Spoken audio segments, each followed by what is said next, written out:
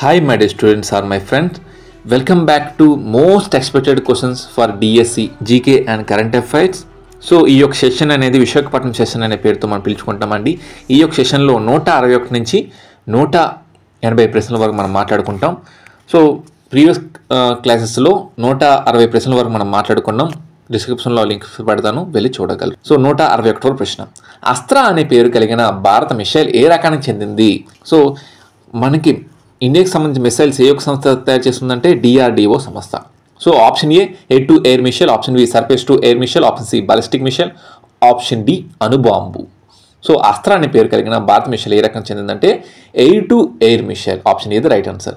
ఇక 162వ ప్రశ్న, భారతదేశం మొట్టమొదటి డిజిటల్ యూనివర్సిటీ ఎక్కడ ఏర్పాటు చేయబడింది? Option A Telangana, option B Kerala, option C Gujarat, option D Tamil Nadu.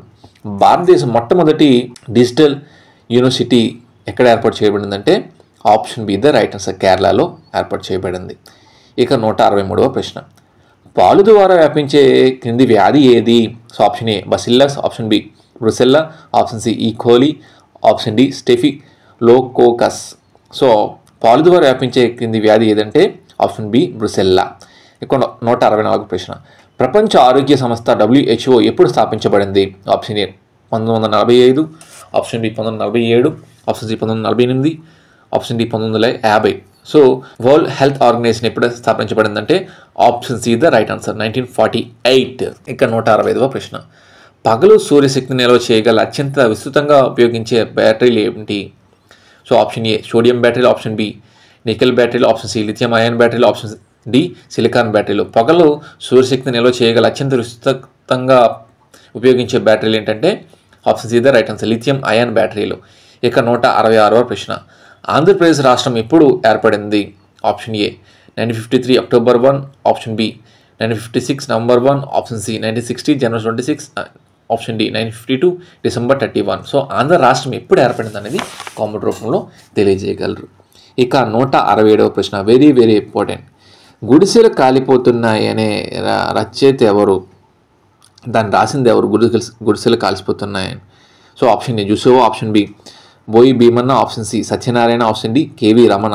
So ఇక్కడ నేను ఎందుకు ఈ యొక్క ఇది ఇచ్చానంటే, సార్ తెలుగుకి సంబంధించింది కదా, ఎందుకు జీకే కరెంట్ అఫైర్స్లో అడుగుతారు, మీకు డౌట్ రావచ్చు. ఇది ఏపీ హిస్టరీకి సంబంధించి మనం రాస్తున్నాం. ఏంటి? ఏపీకి సంబంధించిన నోటిఫికేషన్ రాస్తున్నాం. సో ఈ తెలుగు కవుల కోసం మనకి ఏపీ హిస్టరీలో ఎక్కువ ప్రావీణ్యత ఉంది. సో అందుకోసమే గుడిసెలు కాలిపోతున్నాయని ఎవరు రాశారంటే ఆప్షన్ బి బోయి భీమన్న గారు రాశారు. ఇక 168వ ప్రశ్న, బొబ్బిలి యుద్ధం ఎప్పుడు జరిగింది? Option A 1750, option B 1757, option C 1764, option D 1782. Bobbili యుద్ధం ఎప్పుడు జరిగిందంటే 1757లో జరిగింది. Option B the right answer. 169వ ప్రశ్న, ప్రపంచ పర్యావరణ దినోత్సవాన్ని ఏ తేదీన జరుపుకుంటారు? Very very important. So option A June 1, option B May 15, option C June 5, option D April 22. So ప్రపంచ పర్యావరణ దినోత్సవాన్ని ఏ తేదీన జరుపుకుంటారంటే option C the right answer, June 5 జరుపుకుంటారు. ఇంకా very very important 170 question, Rashtriya Ispat Nigam limited RINL ఎప్పుడు స్థాపించబడింది అంటే ఇప్పుడు ప్రారంభించబడింది? Option A 1975, option B 1982, option C 1985, option D 1990. So ఇక్కడ మీకు రాష్ట్రీయ ఇస్పాత్ నిగమ్ లిమిటెడ్ అంటే మీకు తెలియకపోవచ్చు. అదే విశాఖ స్టీల్ ప్లాంట్ అంటే తక్కువ చెప్పేస్తారు అందరూ కూడా. సో అలాంటి ప్రశ్నలు మనకి ఎలా అడుగుతారు? సో విశాఖ స్టీల్ ప్లాంట్ అంటే అందరూ చెప్పేస్తారు. అదే రాష్ట్రీయ ఇస్పాత్ నిగమ్ లిమిటెడ్ అంటే కొంతమంది చెప్పగలరు. అందుకోసమే మనకు ప్రశ్నలు అనేవి ఎలా అని మనకి అడగవచ్చు. సో విశాఖ స్టీల్ ప్లాంట్ ఇటీవల స్టాండింగ్లో ఉంది కాబట్టి ఆ ట్రెండింగ్ టాపిక్ మీద మనకి అడిగే ఛాన్సెస్ ఉన్నాయి. అందువలన విశాఖ స్టీల్ ప్లాంట్ ఎప్పుడు స్థాపించబడిందంటే 1982, బి ద రైట్ ఆన్సర్. 71 కోసం చూస్తే 2023 నోబెల్ శాంతి బహుమతిని అందుకున్న ఇరాన్కి చెందిన మహిళ ఎవరు? Option A Shirin Ebadi, option B Narges Mohammad, option C Malala Yousafzai, option D Mehran Asin. So 2023 Nobel శాంతి బహుమతి అందుకున్న ఇరాన్కి చెందిన మహిళ ఎవరంటే ఆప్షన్ బి నర్గిస్ మొహమ్మద్కి నోబెల్ శాంతి బహుమతి వచ్చిందండి. ఇక 172వ ప్రశ్న, వెరీ వెరీ ఇంపార్టెంట్, ప్రస్తుతం మౌంట్ ఎవరెస్ట్ ఎక్కేందుకు నేపాల్ ప్రభుత్వం తీసుకునే సుమారు రుసుము ఎంత? డబ్బులు ఎంత? ఆప్షన్ ఏ 5 లక్షలు, ఆప్షన్ బి 7 లక్షలు, ఆప్షన్ సి 9 లక్షలు, ఆప్షన్ డి 12 లక్షల.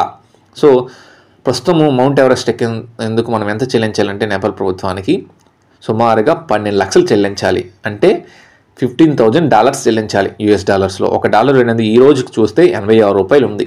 ఈరోజు నేను ఏప్రిల్ 10న 6:12 ఈ యొక్క వీడియో చేస్తున్నాను. సో ఇప్పుడు ఎంత ఉందంటే $1.86 ఉంది.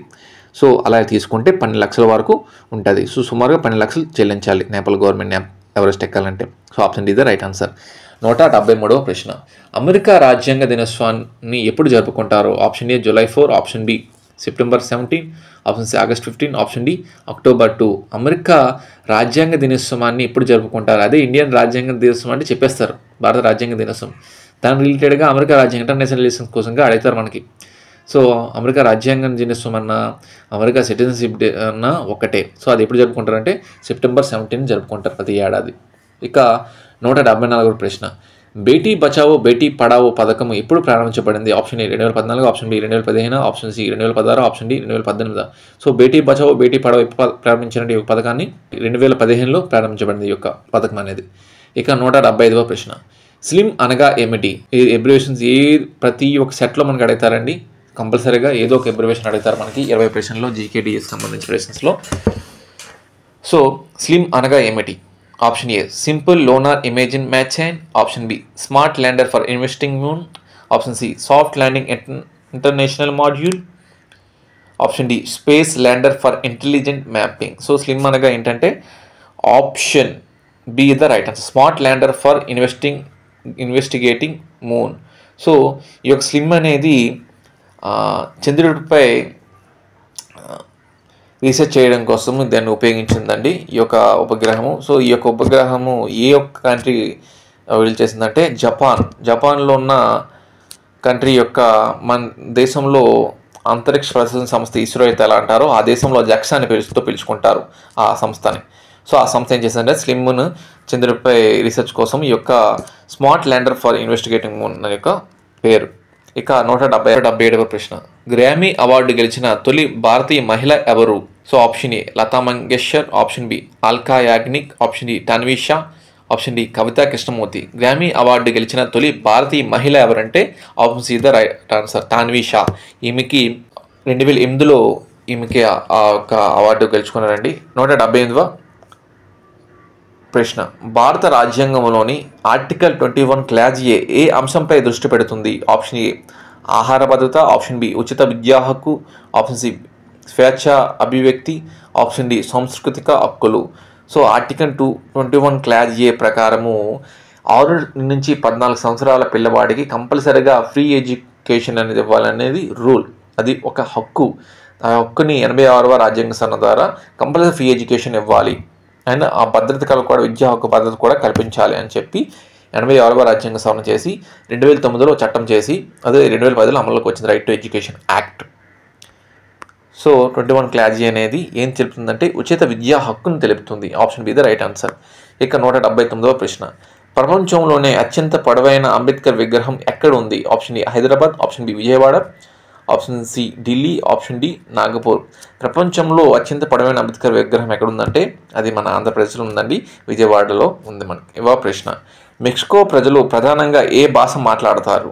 Option A Portuguese, option B French, option C Spanish, option D English.